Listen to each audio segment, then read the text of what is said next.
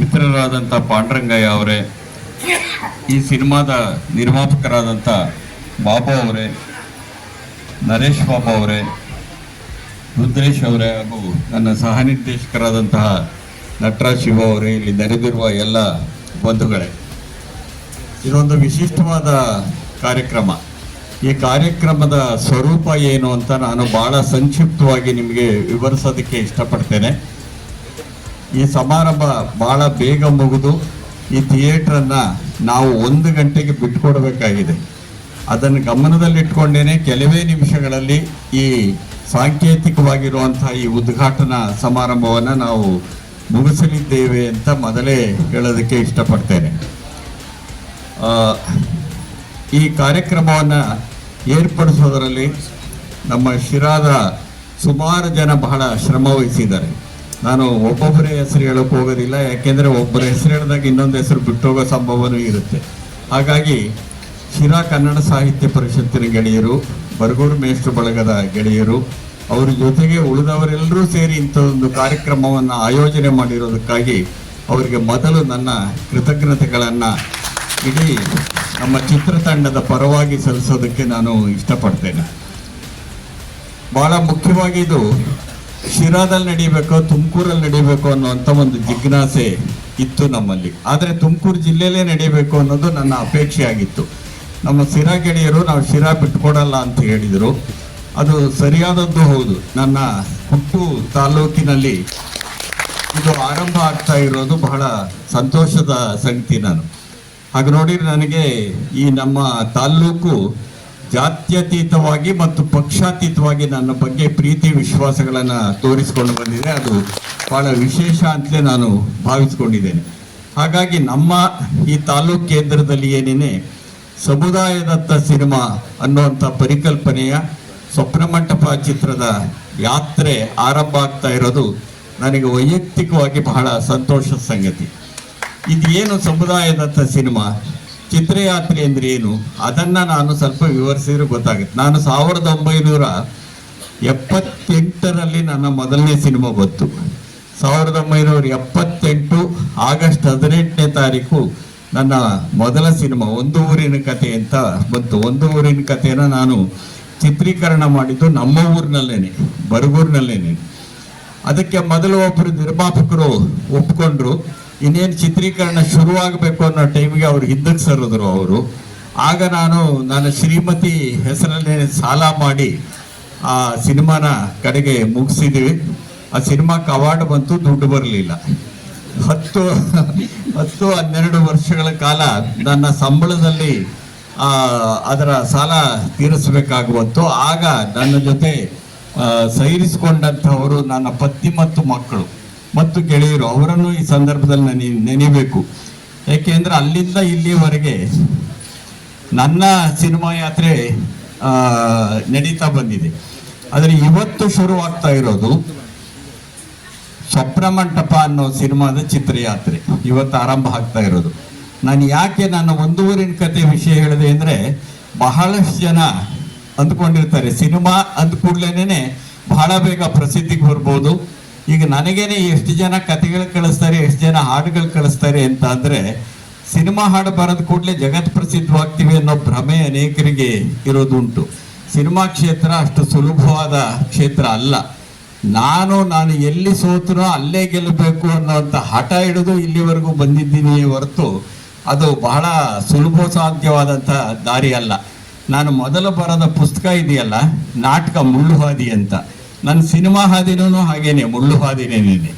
ಅದನ್ನು ದಾಟ್ಕೊಂಡು ಬರಬೇಕಾಗಿರುತ್ತೆ ಅನ್ನೋದನ್ನ ನಮ್ಮ ಯುವಕರು ತಿಳ್ಕೊಬೇಕಾಗಿರುತ್ತೆ. ಸಿನಿಮಾ ಅನ್ನೋದು ಅಷ್ಟು ಸುಲಭವಾದದ್ದು, ಕಲಿಯೋದು ಸುಲಭ ಅಲ್ಲ, ಮಾಡೋದು ಸುಲಭ ಅಲ್ಲ.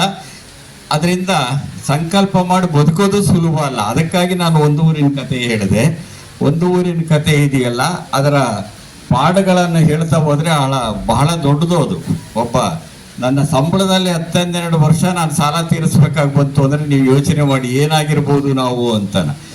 ಆದರೆ ಅಲ್ಲಿಂದ ಇಲ್ಲಿಯವರೆಗೆ 24 ಸಿನಿಮಾಗಳನ್ನು ಮಾಡಿ ನಾನು 25ನೇ ಸಿನಿಮಾಕ್ಕೆ ಕಾಲಿಡ್ತಾ ಇದ್ದೇನೆ. ಸೊ ಅಂಥದ್ದೊಂದು ಸನ್ನಿವೇಶದಲ್ಲಿ ಸ್ವಪ್ನಮಂಟಪ ಚಿತ್ರಯಾತ್ರೆ ನಡೀತಿದೆ.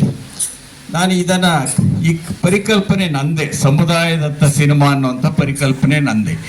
ಒಂದು ಸಿನಿಮಾ ಮಾಡಿದೆ ಶಾಂತಿ ಅಂತ ಹೇಳಿ. ಅದು ಇಡೀ ಸಿನಿಮಾದಲ್ಲಿ ಒಂದೇ ಪಾತ್ರ ಇರೋದು.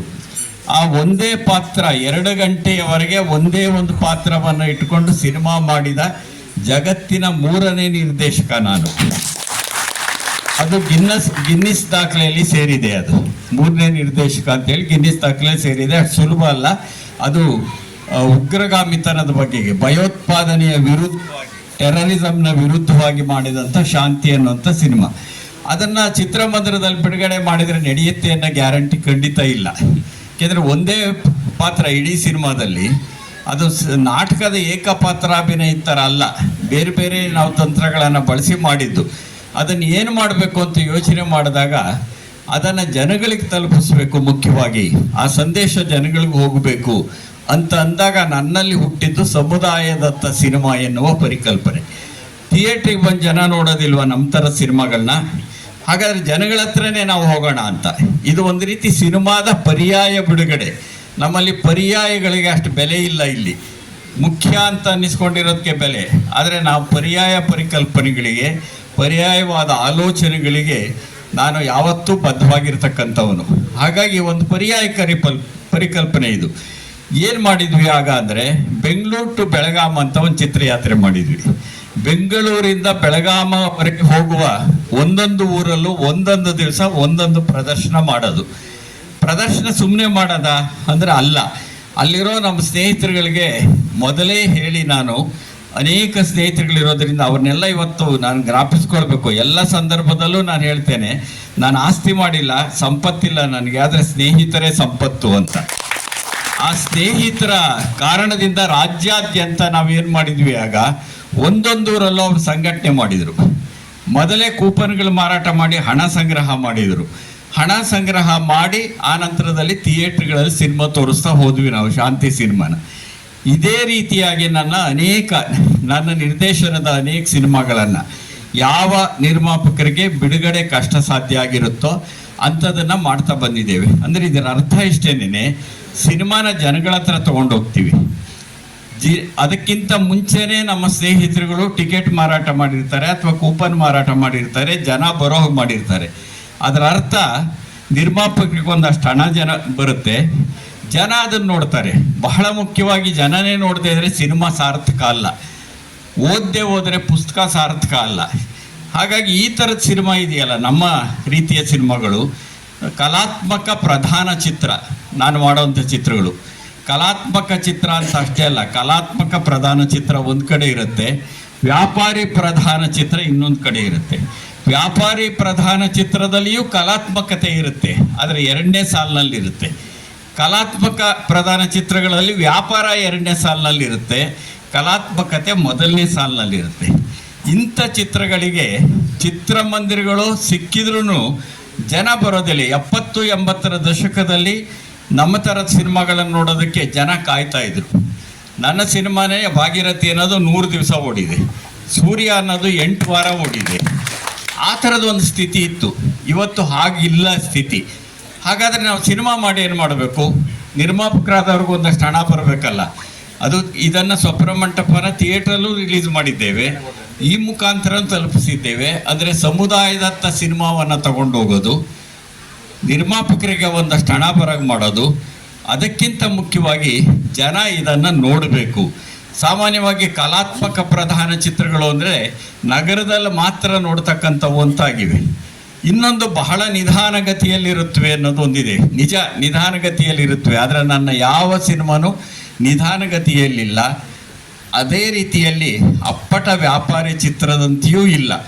ನೋಡಿಸ್ಕೊಳ್ಳುವಂಥ ಸಿನಿಮಾ, ಜನ ನೋಡಬೇಕು, ಅಲ್ಲಿರೋ ಸಂದೇಶವನ್ನು ಅರ್ಥ ಮಾಡ್ಕೊಳ್ಬೇಕು. ಹಾಗಾಗಿ ಸಮುದಾಯದತ್ತ ಸಿನಿಮಾ ಅನ್ನೋದು ಜನರು ಸಿನಿಮಾ ನೋಡೋವಂತೆ ಮಾಡತಕ್ಕಂಥದ್ದು, ಒಂದು ಅಭಿರುಚಿಯನ್ನು ಬೆಳೆಸ್ತಕ್ಕಂಥದ್ದು, ಜನಗಳಿಗೆ ತಲುಪಿಸೋದು, ಒಂದಷ್ಟು ಹಣ ನಿರ್ಮಾಪಕರಿಗೆ ಬರೋ ಹಾಗೆ ಮಾಡೋದು.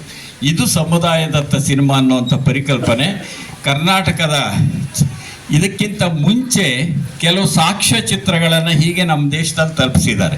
ಅದರಲ್ಲಿ ಪಟವರ್ಧನ್ ಅನ್ನುವಂಥ ಒಬ್ಬ ಭಾಳ ಒಳ್ಳೆ ಸಾಕ್ಷ್ಯ ಚಿತ್ರವನ್ನು ಮಾಡಿ ಈ ದೇಶದ ಸಮಸ್ಯೆಗಳ ಬಗ್ಗೆ ಅಲ್ಲಲ್ಲಿ ಹಾಲ್ಗಳಲ್ಲಿ ತೋರಿಸ್ತಾ ಇದ್ರು. ನಮ್ಮ ಚಿತ್ರಗಳನ್ನು ಹಾಗೆ ಮಾಡಿದ್ದೀವಿ. ಕೆಲವನ್ನ ಥಿಯೇಟ್ರಲ್ಲಿ ತೋರಿಸ್ತೀವಿ, ಕೆಲವನ್ನ ಬೇರೆ ಬೇರೆ ಹಾಲ್ಗಳಲ್ಲೂ ತೋರಿಸ್ತೇವೆ, ಹೀಗೆ ಜನ ತಲುಪಿಸ್ತಾ ಇದ್ದೇವೆ. ಆದರೆ ಕರ್ನಾಟಕದ ಒಳಗಡೆ ಒಂದು ಪೂರ್ಣ ಪ್ರಮಾಣದ ಸಿನಿಮಾನ ಸಮುದಾಯದತ್ತ ತೆಗೆದುಕೊಂಡು ಹೋಗ್ತಾ ಇರುವಂಥ ಪ್ರಯೋಗವನ್ನು ಮಾಡಿದ್ದು ನಮ್ಮ ಚಿತ್ರತಂಡ ಮಾತ್ರವೇ ಅನ್ನೋದನ್ನು ಹೇಳೋಕ್ಕೆ ಇಷ್ಟಪಡ್ತೇನೆ ಈ ಸಂದರ್ಭದಲ್ಲಿ. ಹಾಗಾಗಿ ಇವತ್ತು ಈ ಚಿತ್ರಯಾತ್ರೆ ಏನು ಸ್ವಪ್ರಮಂಟಪದಿದೆ, ಇದು ನಮ್ಮ ತಾಲೂಕು ಕೇಂದ್ರದಲ್ಲಿ ಶುರುವಾಗ್ತಾ ಇದೆ. ಇದರ ನಂತರದಲ್ಲಿ ತುಮಕೂರಲ್ಲಿ ನಡೆಯುತ್ತೆ, ತಿಪಟೂರಲ್ಲಿ ನಡೆಯುತ್ತೆ, ತುರುವೇಕೆರೆಯಲ್ಲಿ ನಡೆಯುತ್ತೆ, ಚಿಕ್ಕನಾಯಕನಹಳ್ಳಿ ನಡೆಯುತ್ತೆ. ಮೊದಲು ತುಮಕೂರು ಜಿಲ್ಲೆಯನ್ನು ನಾವು ಮುಗಿಸ್ಕೊಂಡು ಆನಂತರದಲ್ಲಿ ಈಗಾಗಲೇ ಯಾದಗಿರಿಯಲ್ಲಿ 8 ಕಡೆ ತೋರಿಸ್ತೀವಿ ಎಂದಿದ್ದಾರೆ, ಗುಲ್ಬರ್ಗಾದಲ್ಲಿ ತೋರಿಸ್ತೀವಿ ಎಂದಿದ್ದಾರೆ, ಬೆಳಗಾವಿಯಲ್ಲಿ ತೋರಿಸ್ತಿದ್ದಾರೆ, ಧಾರವಾಡ ತೋರಿಸ್ತಿದ್ದಾರೆ, ಮೈಸೂರಲ್ಲಿ, ಮಂಡ್ಯದಲ್ಲಿ, ಹೀಗೆ ಕರ್ನಾಟಕದ ಬೇರೆ ಬೇರೆ ಭಾಗಗಳಿಗೆ ಕಲಾತ್ಮಕ ಪ್ರಧಾನ ಚಿತ್ರಗಳು. ನಾನು ಆಗಲೇ ಹೇಳಿದಾಗೆ ಹೆಚ್ಚು ಅಂದರೆ ಬೆಂಗಳೂರು ಬಿಟ್ಟು ಆ ಕಡೆ ಹೋಗೋದಿಲ್ಲ. ಆದರೆ ನಾವು ಅದನ್ನು ಬೆಂಗಳೂರು ಬಿಡಿಸಿ ಜನಸಾಮಾನ್ಯರ ಹತ್ರ ತಗೊಂಡು ಹೋಗ್ತಾ ಇದ್ದೇವೆ. ಅದಕ್ಕೆ ಮೊದಲ ಪ್ರದರ್ಶನ ಇಲ್ಲಿ ನಡೀತಾ ಇದೆ ಮತ್ತು ಮೊದಲ ಪ್ರದರ್ಶನ ನನ್ನ ತಾಲೂಕಿನಲ್ಲೇ ನಡೀತಾ ಇದೆ. ಇದು ಉದ್ಘಾಟನೆ. ಇದು ಬೇರೆ ಬೇರೆ ಊರುಗಳಿಗೆ ಹೀಗೇನೇ ಥಿಯೇಟ್ರ್ಗಳು ಲಭ್ಯ ಇಲ್ಲದೆ ಇದ್ದಾಗ ಹಾಲ್ಗಳಲ್ಲಿ ಜನಗಳಿಗೆ ತಲುಪಿಸೋ ಕೆಲಸ ನಡೆಯುತ್ತೆ. ಈ ಮುಖಾಂತರವಾಗಿ ಸ್ವಪ್ನ ಮಂಟಪ ಇದೆಯಲ್ಲ, ಅದು ಕೇವಲ ಸ್ವಪ್ನ ಆಗದೇನೆ ಹಳ್ಳಿ ಮಂಟಪಗಳಿದ್ದಾಗೇನೆ ಎಲ್ರಿಗೂ ತಲುಪ್ತಕ್ಕಂಥ ಒಂದು ಸಿನಿಮಾ ಆಗುತ್ತೆ. ಅಂಥದ್ದೊಂದು ಆಶಯಕ್ಕೆ ಪೂರಕವಾಗಿ ನಮ್ಮ ಈ ತಾಲೂಕಿನ ಗೆಳೆಯರು ಭಾಳ ಸುವ್ಯವಸ್ಥಿತವಾಗಿ ಸಾಕಷ್ಟು ಶ್ರಮಪಟ್ಟು ಇಂಥದ್ದೊಂದು ಕಾರ್ಯಕ್ರಮವನ್ನು ಏರ್ಪಡಿಸಿದ್ದಾರೆ. ಅವರಿಗೆ ನನ್ನ ಕೃತಜ್ಞತೆಗಳನ್ನು ಮತ್ತೊಮ್ಮೆ ಸಲ್ಲಿಸಿ ನಿಮ್ಮೆಲ್ಲರ ಹಾರೈಕೆಗಳು ನಮಗಿರಲಿ ಅಂತ ಆಶಿಸ್ತೇನೆ. ನಮಸ್ಕಾರ.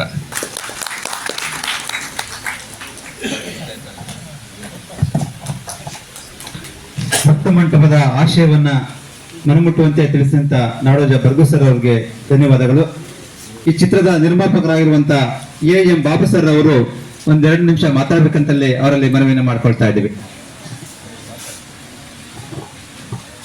ಎಲ್ರಿಗೂ ನಮಸ್ಕಾರ.